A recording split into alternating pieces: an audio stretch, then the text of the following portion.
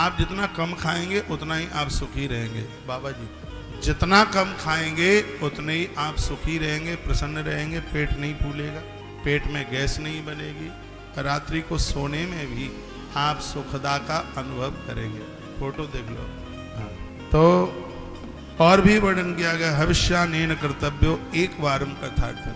हविष्य अन्न, हविष्यान्न पका हुआ आप लेते हैं तो उसमें आप दुग्ध जरूर लीजिएगा, दूध लीजिए, दही लीजिए, छाछ लीजिए, मट्ठा लीजिए। इसमें तो लगा है घृतपानम पयापानम कृत्वा वै शुण्या सुखम। आप घी पिएंगे, आप दूध पिएंगे, बिना पानी का दूध पिएंगे, 12 घंटे में एक ही बार बाथरूम जाओगे। घी पियोगे 12 से 16 घंटे में एक ही बार बाथरूम जाओगे, मल विसर्जन के लिए जाओगे। घी स्वास्थ्य के लिए बड़ा लाभदायक है, लेकिन मिलता नहीं है। मेरे कहने पर ये बाजार की रिफाइंड मत ले आना, नहीं तो सब चौक एक ही बार में हो जाएगा, अंदर का सब सिस्टम बिगड़ जाएगा पूरा। घी मिल नहीं रहा है, दूध मिल नहीं रहा है, नहीं तो कथा कहने वाले को और कथा सुनने वाले को दोनों को एक एक लोटा घी चाहिए महाराज। 250 ग्राम का, 300 ग्राम का पूरा लोटा भर कर। मैं तो पचा लूंगा आपकी, तो मुझे पता नहीं है।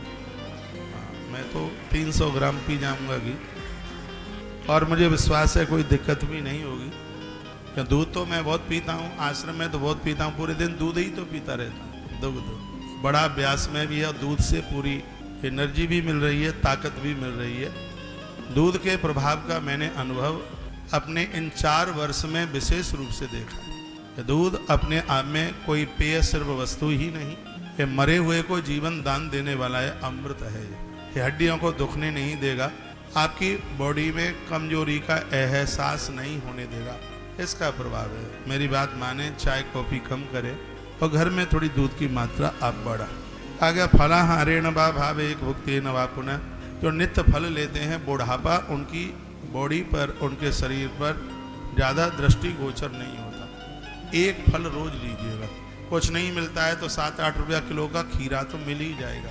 दाम में कम है लेकिन इसके फायदे बहुत हैं। इसके ऊपर काला नमक डाल करके आप ले लें तो समझ लो कि ब्रह्मा से आपने आयु छीन ली जबरदस्ती से, समझ लीजिए। दिन का खीरा हीरा और रात का खीरा कीड़ा।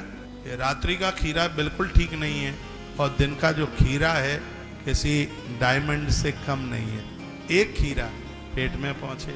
आपको डायबिटीज नहीं है तो एक केला रोजाना पेट में पहुंचे, मूंगफली भिगोकर और एक केला, दोनों को मिक्सी में डाल करके, और आप एक बार ले लेते हैं, 36 घंटे आपको भूख नहीं लगेगी। जब किसी को कोई अनुष्ठान करना होता है तो 2-3 दिन पहले से, ये मैं सब आयुर्वेद की बातें आपको बता रहा हूँ, और ये वो चीज़ें हैं जिनका प्रयोग मैंने अपने जीवन में किया है।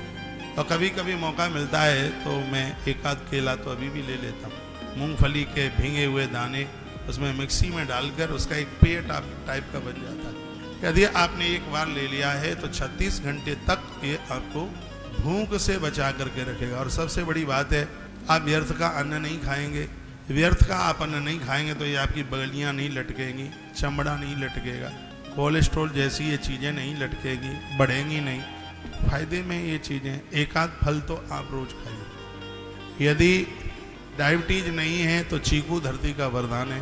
चीकू खाने वाले लोगों को हार्ट अटैक नहीं पड़ता।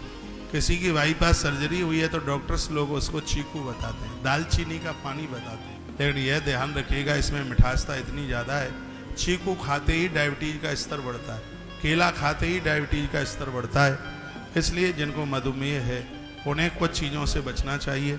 उन्हें सब्जियों में आलू से बचना चाहिए, उन्हें फलों में केला और चीकू से बचना चाहिए। और आप बच सकते हैं तो हरी मटर में बहुत ज़्यादा मिठासता है। हरी मटर यही सब्जी वाली जो कि डायबिटीज के मरीज को इसका बिल्कुल परहेज करना चाहिए। ये जरूर हमारे ग्रंथों में, शास्त्रों में सब वर्णन है कौन से रोग में व्यक्ति को क्या खाना चाहिए, क्या नहीं खाना चाहिए। एक बार जयकारा भगवान के नाम का लगाइए, बोलो भक्तवत्सल भगवान की जय हो। घी बड़ा फायदा, असली घी मिल जाए, गैया का घी मिल जाए तो घृतपानम पयःपानम कृत्वा वै शुण्या सुखम। रात्रि को सोते समय वाला जो दूध है, हल्दी डालकर आप पीते हैं, यह जीवन में कभी अपच नहीं होने देगा, पेट में गैस नहीं बनने देगा, पेट को फूलने नहीं देगा। गरम गरम दूध हल्दी वाला रात्रि को पी के आप सोते हैं तो सुबह समय पर आपका पेट भी खाली हो जाता है। फलाहारेण वा भावेक भुक्तेन वापना। आप भले ही अनुष्ठान में नहीं बैठे तो भी एक बार भोजन कीजिए, एक बार हल्का सा फल खा लीजिए। एक ही महीना करके आप देख लीजिए 1000 बीमारी भाग जाएगी। अन्न के ऊपर कंट्रोल करने की कोशिश कीजिए। कम खाइए, गम खाइए, थोड़ा खाइए, शुद्ध खाइए, हल्का खाइए, जिससे आप स्वस्थ रह सकें।